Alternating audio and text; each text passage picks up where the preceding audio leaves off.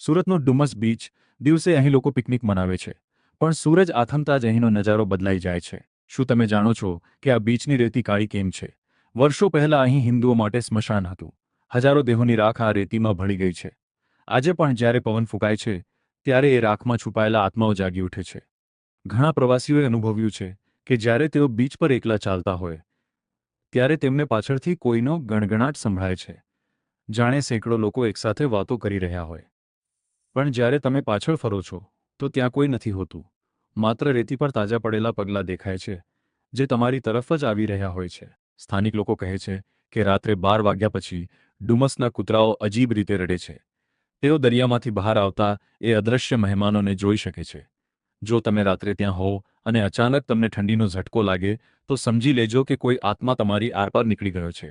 અહીંથી ગાયબ થયેલા લોકો આજે પણ ક્યારેય પાછા નથી આવ્યા. સરકારે પણ અહીં રાત્રે રહેવાની મનાઈ ફરમાવી છે.